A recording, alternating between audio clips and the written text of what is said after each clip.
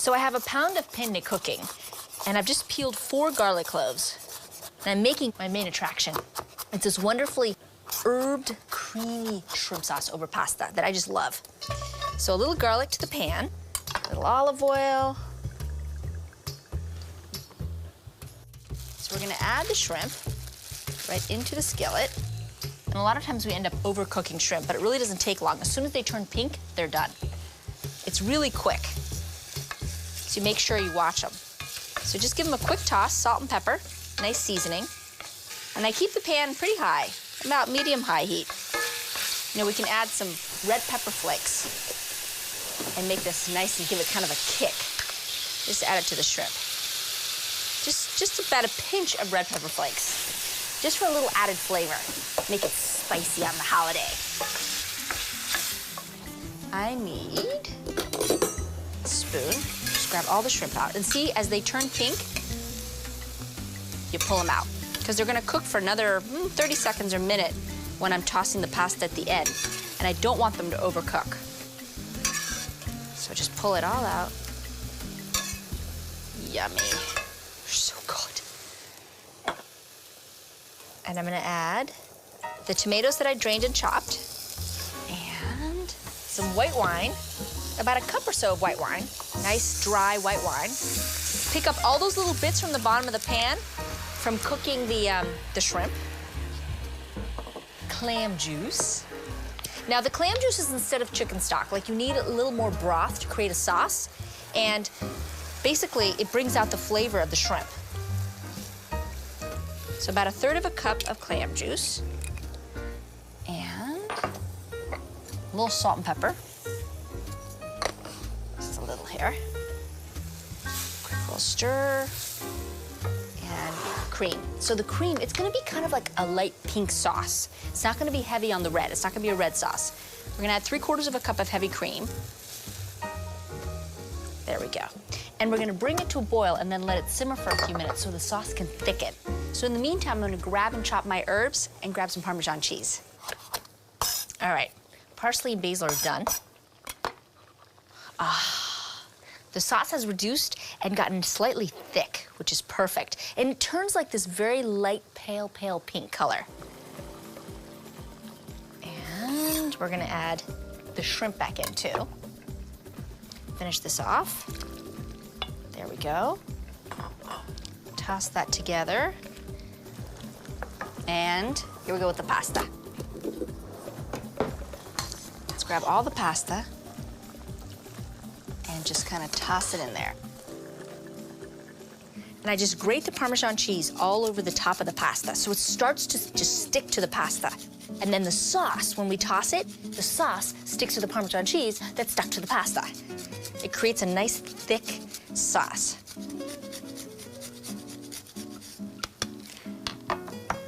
And just kind of toss it all together. Oh, it smells so good. Very nice. So, I'm going to salt the water for my pasta. And these fettuccine cook quicker than dried pasta, so they'll take about 4 to 5 minutes.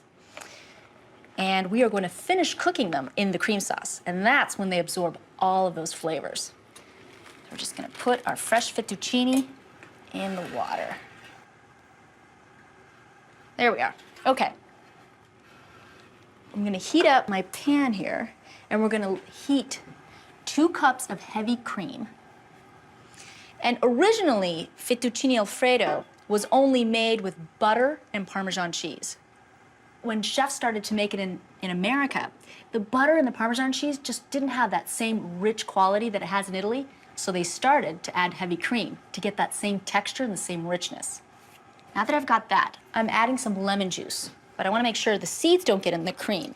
Now, what the lemon juice does, and I'm also gonna add lemon peel, and what the two of them do, it sort of cuts through the heaviness of heavy cream. It gives it a little bit of a tang, a little bit of a kick. And we're gonna use about 1/2 cup of fresh lemon juice. And as long as you don't bring it to a boil, it won't curdle. In fact, I wanna make sure that we keep this on a low heat. I'm gonna add 1 more lemon. If you go ahead and zest your lemon before you cut it open, you won't have to buy extra lemons. So I'm just gonna zest it right now. and then hold on to it and add it at the end. There we go. That looks good.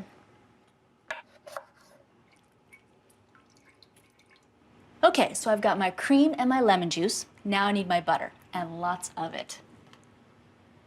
The butter will help thicken the sauce, and it'll also help the lemon juice from curdling the cream. I'm just gonna give it a quick little stir. These are big chunks of Parmesan cheese. You don't actually want to cut it, you just want to break off the pieces.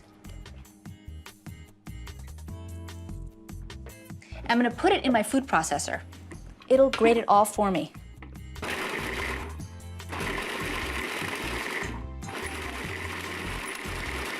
Great. I'm gonna leave that for a minute and we'll check on our pasta, which should just about be ready. Let's see here. I'm gonna taste it.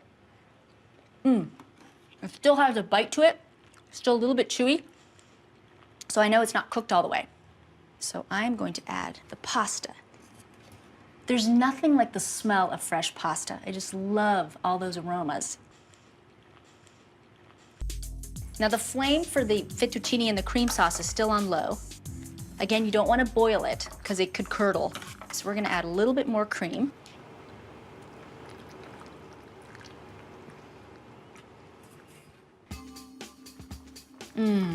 Smells so good. We're ready for the cheese. I need about 2 cups of Parmesan cheese.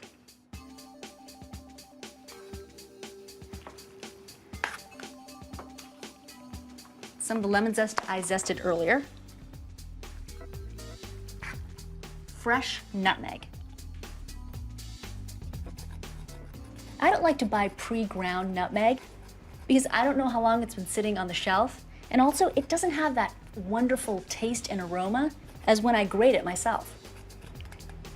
I need a little bit of salt and some white pepper. And white pepper is mellower, so it works really well with this rich dish. Look at that. I'm ready to plate it.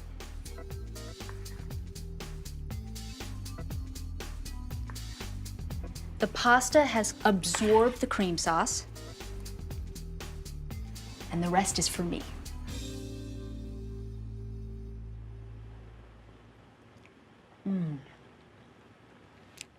It is velvety, it's rich, and I can taste the little bit of lemon. Gives it a little kick.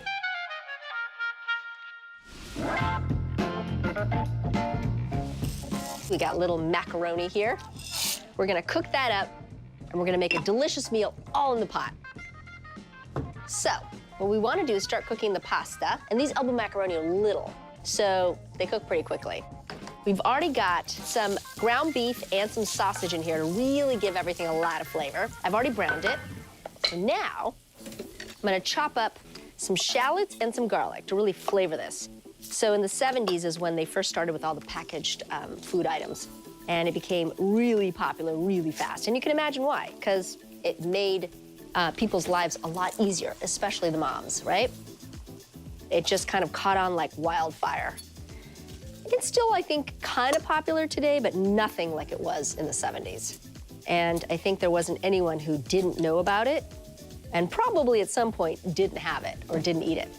We're gonna add some seasoning, we're gonna still do the beef, the elbow macaroni, but we'll chop up some shallots, and we'll add some tomato sauce, lots of Parmesan cheese, and a little mascarpone.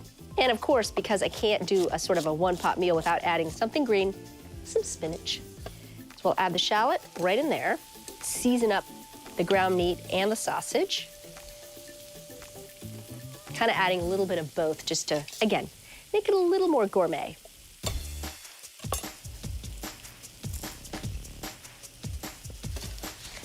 Okay, toss the garlic in there and we'll let that cook slightly. Perfect. Okay, so now we want to add a little bit of tomato puree. Make it nice and tomatoey. And use the liquid from the tomato to scrape up the bottom bits on the pan, because when you're browning the meat, you get all these yummy caramelized bits of meat. So the sauce, the liquid, picks it all up. Probably add a little bit of salt. And we're also gonna add a little bit of mascarpone to make it creamy. I like it creamy. 1/4 cup of mascarpone. Again, they didn't use mascarpone, but I think it's gonna add a lot of creaminess to this. So you can see it turns into a nice pink sauce. We're gonna add a bunch of Parmesan cheese, and then I'm gonna check on the pasta. So you wanna do like about 2 cups of Parmesan cheese. I feel like that's what brings the whole dish together, is the creaminess and the nuttiness. So the mascarpone and the parm. Toss it all in there. Let's check on our pasta. I used to feed these little baby elbow macaroni to Jade. They cook up fast. So we're gonna add those in and add a little pasta water in too to loosen up the sauce a little bit. Yeah. I bet you my friends are gonna feel like this was like kid food. Okay, a little more cheese. A little more cheese melting right on the pasta. And then we got one more thing to add to this, and this dish is done. Give this a quick little toss. It definitely smells like comfort food. That is for sure. Okay, now, one more ingredient. Because I can't really do any of these dishes without something green, we're gonna add some spinach. Plus, it adds really great color. Kind of brings it up a notch. It brings it into the modern era.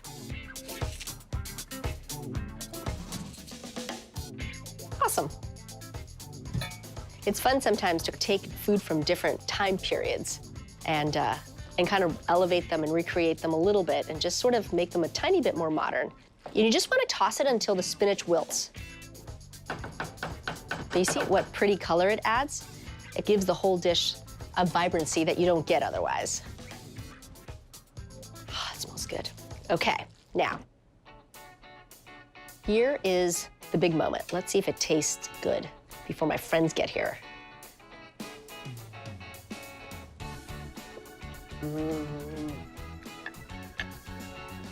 Just a little tiny addition of olive oil, just to kind of give it even more richness. But otherwise, this is comfort food for sure.